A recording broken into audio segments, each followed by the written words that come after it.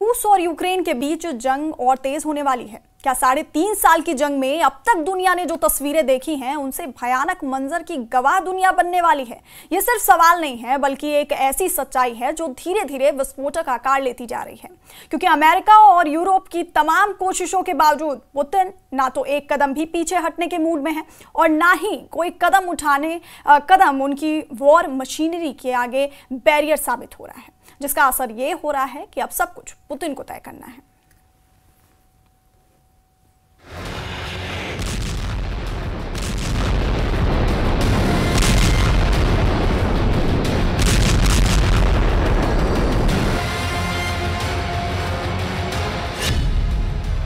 रूस और यूक्रेन युद्ध का सबसे खतरनाक पड़ाव।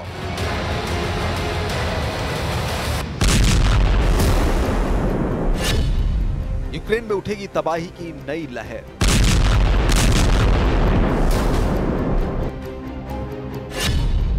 पुतिन की तैयारी अमेरिका और यूरोप पर भारी।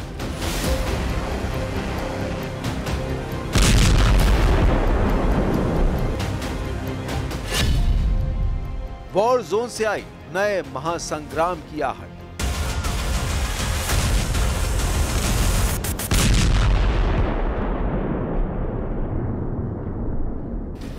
रूस और यूक्रेन के बीच जंग अब उस पड़ाव पर पहुंच चुकी है जहां से वापसी का कोई रास्ता नहीं है।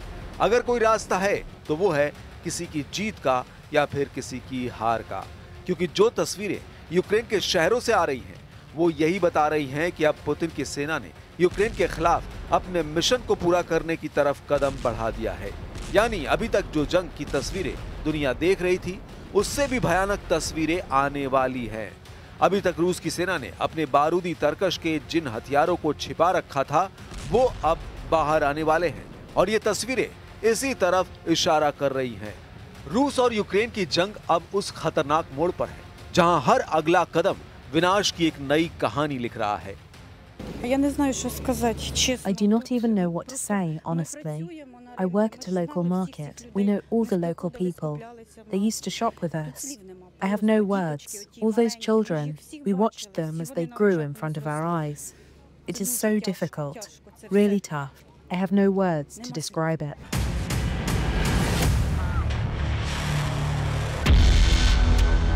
पुतिन की सेना अब सिर्फ फ्रंट लाइन पर नहीं बल्कि सीधे यूक्रेन के दिल पर वार कर रही है। कीव से लेकर खार्किव और डोनेस्क तक आसमान में सिर्फ मिसाइलों की आवाज है और जमीन पर मलबे के ढेर। महज एक हफ्ते में रूस ने हाई प्रिसिशन हथियारों और ड्रोन से 7 बड़े ग्रुप स्ट्राइक किए। टारगेट साफ थे, यूक्रेन की ताकत को जड़ से खत्म करना। हथियारों के कारखाने, एयरबेस, मिसाइल स्टोरेज डिपो और फ्यूल डिपो सब कुछ तबाह कर दिया गया। यानी यूक्रेन की उस ताकत पर हमला किया गया जिसका इस्तेमाल अब तक रूस के खिलाफ किया जा रहा था। इसी बीच रूस ने एक और बड़ा दावा किया है। रक्षा मंत्रालय के मुताबिक 23 से 29 अगस्त के बीच रूसी सेना ने डोनेस्क और निप्रोपेट्रोवस्क में 6 नई बस्तियों पर कब्जा कर लिया। इसका मतलब है कि धीरे धीरे रूस यूक्रेन के नक्शे से गांव और कस्बे मिटाता जा रहा है। ये सिर्फ इलाकों पर कब्जा नहीं बल्कि मनोवैज्ञानिक दबाव भी है, क्योंकि हर बस्ती पर कब्जे के साथ यूक्रेन के लोगों में डर गहराता जा रहा है। लेकिन यूक्रेन भी चुप नहीं है। रूसी हमलों के कुछ ही घंटों बाद जेलेंस्की की सेना ने रूस के ब्रांस्क क्षेत्र में एक डीजल फ्यूल डिस्ट्रीब्यूशन स्टेशन को उड़ा दिया। ये वही स्टेशन था जो रूस के सैनिकों को ईंधन सप्लाई करता था। यूक्रेन का संदेश साफ था, अगर रूस हमारी सप्लाई लाइन तोड़ेगा तो हम भी रूस की सप्लाई लाइन को निशाना बनाएंगे। फिर भी जंग का पलड़ा भारी दिख रहा है रूस के पक्ष में। वजह साफ है, पोक्रोवस्क दिशा।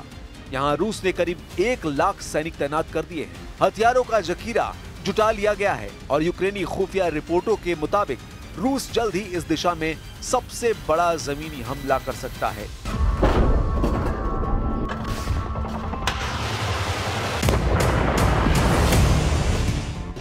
जेलेंस्की का दावा है कि फ्रंट लाइन ब्रॉडली कंट्रोल में है, लेकिन उनकी चिंता छिपी नहीं रह गई। उन्होंने खुद माना पोक्रोवस्क में हालात बेहद चुनौतीपूर्ण हैं।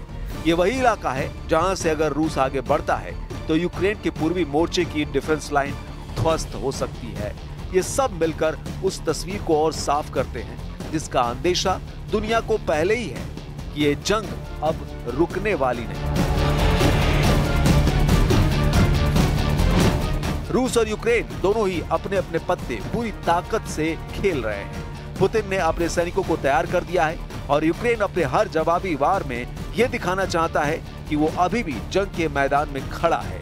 लेकिन सच्चाई यही है, जंग में जीत किसी बयान से नहीं बल्कि हथियार से तय होती है।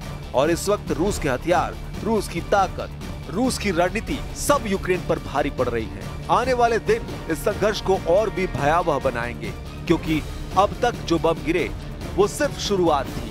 असली महासंग्राम अभी बाकी है और शायद यही वजह है कि यूक्रेन के राष्ट्रपति वोलोदिमीर ज़ेलेंस्की को इस आने वाली महातबाही का पता चल चुका है। Те, що ми хочемо, щоб ці гарантії безпеки від країн Європи, ключових принаймні, і від Сполучених Штатів Америки були підтримані парламентами відповідно і Конгресом, так, ми хочемо юридично зобов'язуючі гарантії безпеки. Ми не хочемо Будапештський меморандум. Ми не хочемо Мінські угоди. रूस और यूक्रेन की इस भीषण जंग में अब सबसे बड़ा सवाल उठ रहा है, यूरोप और अमेरिका की भूमिका कहां है? क्या पश्चिम ने यूक्रेन को अकेला छोड़ दिया है? पिछले एक हफ्ते में कीव पर हुई बमबारी ने पूरे यूरोप को झकझोर दिया, लेकिन यूरोपीय देशों की प्रतिक्रिया महज बयानबाजी तक सिमटी रही। ब्रिटेन ने रूस के राजदूत को तलब किया, फ्रांस ने गंभीर चिंता जताई, जर्मनी ने गहरी निंदा की, लेकिन जमीन पर कोई ठोस कदम नहीं उठाया गया। न सैन्य हस्तक्षेप, न कोई प्रतिबंधों की कड़ी, न ही रूसी तेल गैस पर कोई ठोस पाबंदी। नतीजा साफ है, यूरोप इस युद्ध में सिर्फ तमाशबीन बनकर रह गया है। ट्रंप के अमेरिका की स्थिति और भी अजीब है। व्हाइट हाउस की बजाय ट्रंप की पॉलिटिक्स इस जंग पर हावी है।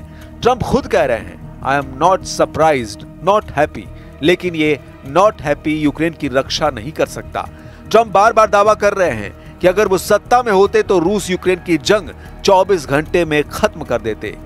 लेकिन सच्चाई ये है कि ट्रंप की इस बयानबाजी से रूस और पुतिन को ही फायदा मिल रहा है। दरअसल यूरोप और अमेरिका की नाकामी दो स्तरों पर साफ दिख रही है।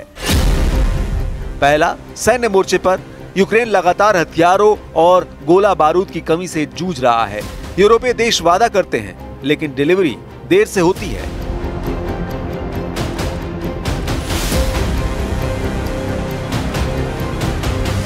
अमेरिका से आने वाले एड पैकेज पर कांग्रेस में राजनीति हो रही है। यही वजह है कि ज़ेलेंस्की बार बार कानूनी सुरक्षा गारंटी की मांग कर रहे हैं। यूक्रेन की नाकामी की दूसरी वजह भी समझिए, यह है डिप्लोमेटिक मोर्चा। पश्चिमी दुनिया रूस पर दबाव बनाने के लिए पूरी तरह नाकाम रही है। पुतिन लगातार हमला कर रहे हैं, नए नए इलाके कब्जा कर रहे हैं और यूरोप की चेतावनियों को खुलेआम नजरअंदाज कर रहे हैं। ब्रिटिश काउंसिल और ईयू दफ्तर पर हुए हमले इसका जीता जागता सबूत हैं। जब अंतर्राष्ट्रीय संस्थाओं तक पर हमले हों और फिर भी पश्चिम सिर्फ चिंता जताए, तो ये सीधे सीधे फेल्योर है। Домагатися миру через силу, цей термін він був озвучений президентом Трампом, ми його повністю підтримуємо. Неможливо сьогодні щось робити без припинення вогню. І те, що сталося минулої ночі, це є фактом. Я мав можливість навіть продемонструвати пану Віткофу фото, що сталося, фоторуйнування, загибель наших людей. Також ми говорили про те, що ми працюємо з нашими американськими і європейськими партнерами над гарантіями безпеки. Це дуже важливо, і без них неможливо дивитися вперед. І сьогодні Україна і українці, безумовно, потребують дуже чітких і дуже сильних гарантій безпеки. І саме про такі гарантії безпеки ми говоримо.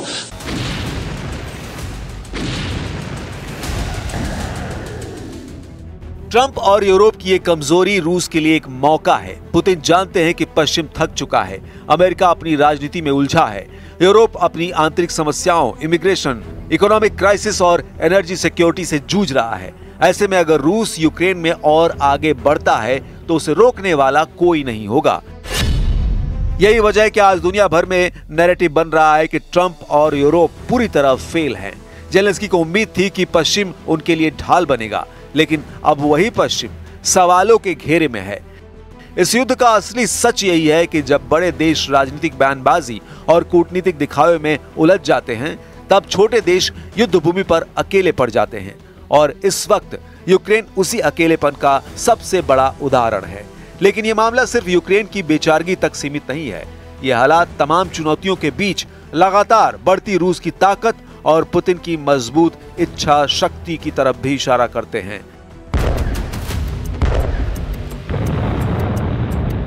रूस यूक्रेन युद्ध के इस लंबे संघर्ष में एक सच्चाई अब साफ दिखाई दे रही है।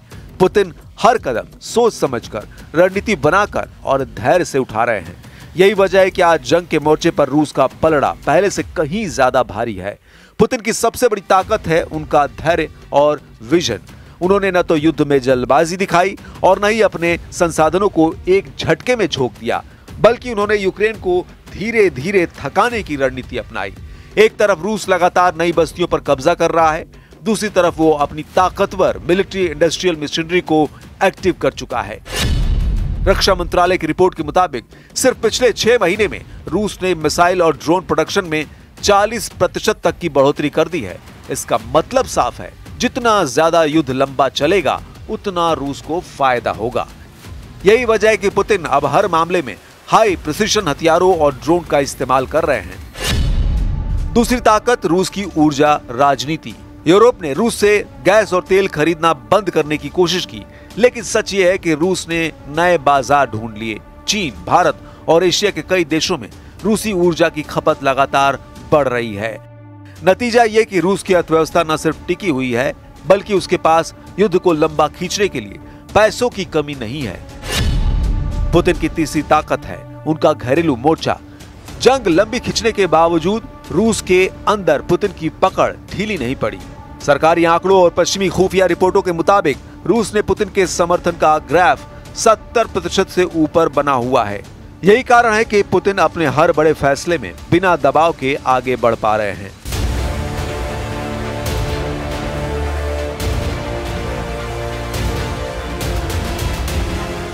इसके अलावा पुतिन की कूटनीतिक रणनीति भी पश्चिम के लिए बड़ी चुनौती है। ब्रिक्स देशों से लेकर ग्लोबल साउथ तक रूस ने लगातार अपने लिए समर्थन जुटाया है। अफ्रीका, लैटिन अमेरिका और एशिया के कई देश रूस को एंटी वेस्ट ताकत के तौर पर देख रहे हैं। संयुक्त राष्ट्र में भले ही निंदा प्रस्ताव आते हों, लेकिन असल दुनिया में पुतिन को कूटनीतिक अकेलापन झेलना नहीं पड़ रहा। और अब चौथी और सबसे अहम ताकत, फौजी जमावड़ा। यूक्रेन के राष्ट्रपति जेलेंस्की ने खुद स्वीकार किया है कि रूस ने पोक्रोवस्क दिशा में लगभग 1 लाख सैनिक तैनात कर दिए हैं। इसके साथ ही टैंकों, तोपों और मिसाइलों का विशाल भंडार तैयार है। इसका मतलब है कि आने वाले दिनों में रूस किसी भी वक्त सबसे बड़ा जमीनी हमला कर सकता है। इन सारी बातों को जोड़कर देखें तो तस्वीर साफ हो जाती है।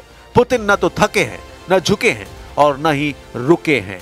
वो युद्ध को अपनी शर्तों पर आगे बढ़ा रहे हैं। पश्चिम की कमजोरी और यूक्रेन की थकान ने उन्हें और मजबूत बना दिया है।